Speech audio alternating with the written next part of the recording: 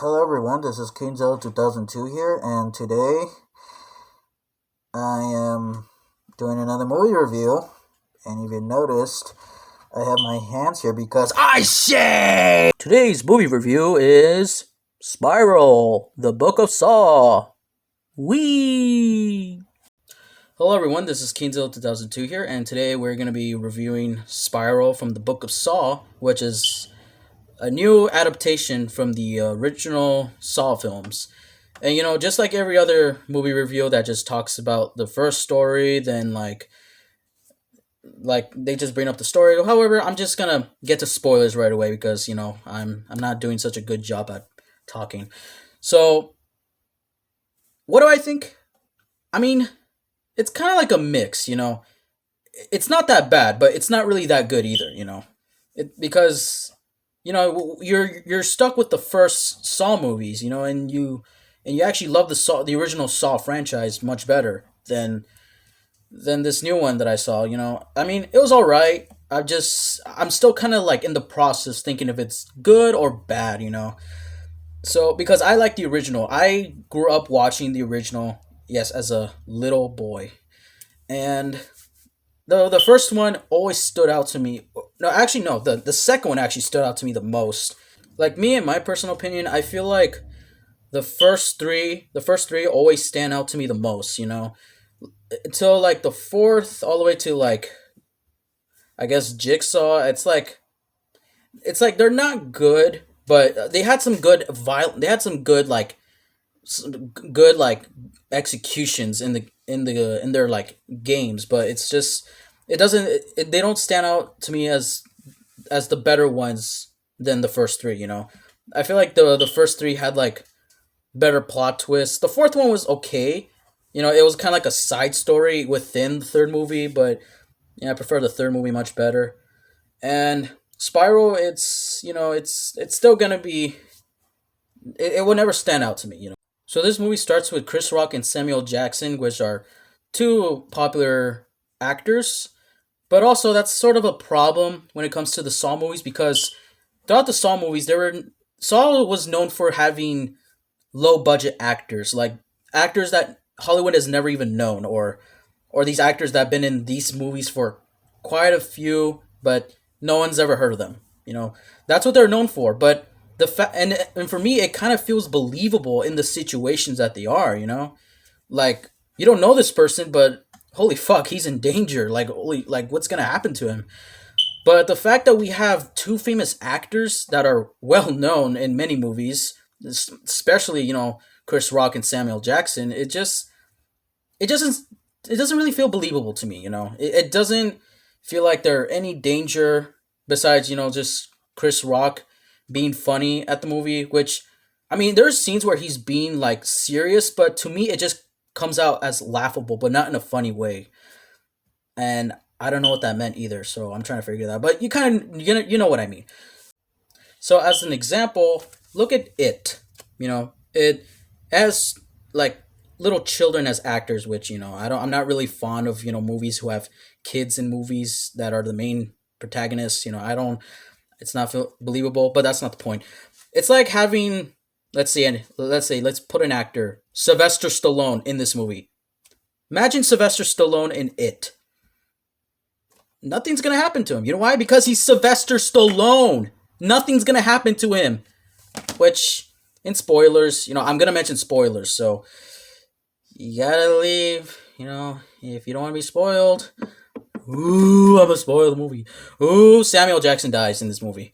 Yes, he supposedly they I don't know, they put him in a trap, playing as like a puppet type, and to make him look like he's pointing out a gun, and he dies. So yeah, of course he died right there, but it's just, but oh hey, this guy's in many movies, so nothing happens to him. And Chris Rock, I mean, there's like certain scenes where he does act serious, but it just doesn't, like I feel no connection with the character. I don't take his character seriously. So I don't really blame Chris Rock. It's like he's trying to do his best, but it's just it doesn't really feel like he's in any danger because he's just talking, but because Chris Rock, he's literally in every funny movie, and and for Saul, there's literally no funny moments besides the killings. I mean, that's the only laughable moment. It's just how cool the deaths are. And let's talk about the deaths in this movie. I mean, the first one was actually kind of like holy shit, like his tongue was like, like it was all stuck in there, literally in the fucking train tracks. Yeah, he fucking like they literally just get smushed by the fucking train. And there's this one match or this one game. I don't know why I said match. There's this scene where they're gonna show him playing the game, but it just cuts away. I'm like, I was at the theater. I'm like, wait, they don't do that. Like in the Saw movies, they never fucking cut away from a game. But overall, a few minutes later, they cut back to the game. I'm like, okay. However, the death scene wasn't really as like intense. It's just oh, his fingers were getting pulled off, which that was a brutal scene for me. That was actually a brutal scene, in my opinion. But him just getting electric shocked by water, it's like, there's really nothing too grotesque about that, except for the fingers being pulled off. Then there's one lady, I call her Lady Detective because, I mean, because she's a lady detective. Yeah, I forgot. I don't even know their names. I just forgot about this movie, and so she gets killed. I mean, she literally gets killed by the wax on melted on her face, and then oh yeah, then the plot twist is that the partner that Chris Rock is partners with is actually behind this the whole time. And when I knew from this one scene, like because this movie, I mean, the Saw movies were known for having plot twists, and yeah, I wasn't gonna be that surprised. There's this scene where they're revealing that oh shit they got the your partner, and I'm like, and they're showing a flashback of someone cutting off their skin, but I'm like, wait, I mean, if they were gonna show it, they were gonna show how the game works. But no, they're just showing him coloring. I'm like, he doesn't do that. I'm like, in that moment, I'm like, oh, his partner is behind this. I can tell. And then it does reveal that his partner was behind this. So I was like, ah, that's the guy. That's the guy. I knew it. I'm so surprised. I'm not really though, because I fucking knew it the whole time. So it's yeah. Okay, let's talk about the score. The score was actually, I'm glad they brought back the original score from the original Saw films like it was known for during like the ending of the movie. That's it. Just the ending. The ending was the only good part. The deaths were the only good part.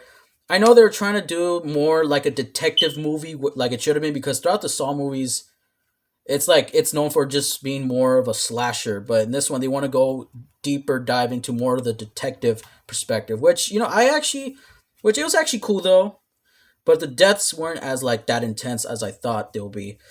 And also let's talk about the song choice they had in this movie. Like there are certain scenes where they put hip hop, which I don't hate hip hop, I'm not really into hip hop, but I just feel like when they put rap music in the Saw movie, it just doesn't match the tone. But and when they, oh yeah, and guess who fucking hired the song artist for this movie? 21 Savage. They hired 21 Savage to fucking make the song for this movie by using the Saw score, which to like I don't know if I should feel offended because I'm a fan. What I like, because the Saw movies, they were known for having a heavy metal eerie type song. For example, like these three songs right here. Watch, I'm gonna play for like a few seconds.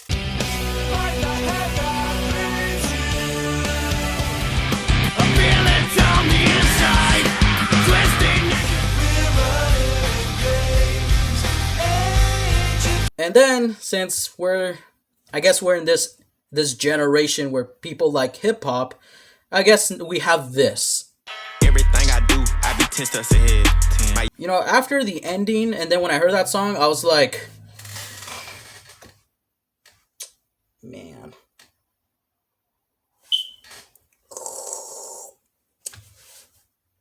I'm disappointed.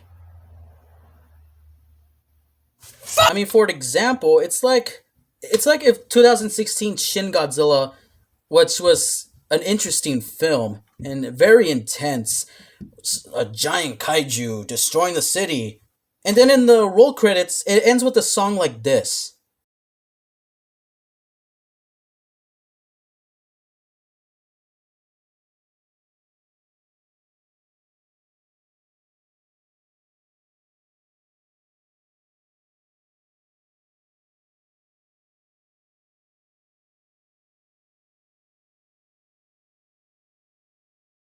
Straight out of Compton, crazy motherfucker named Ice Cube. From the gang called niggas with. I mean, get it? Because it just doesn't feel right. It doesn't match the tone of the movie. It's like out of the it's like it's out of its world. And so, in conclusion, is Spiral a good film? Well, I don't know. Is it a bad film? I don't know either. It has some good moments and it had some, like, I don't know, for me kind of like a bad moments. So, what rating do I give it? I don't know. I'm going to think about that.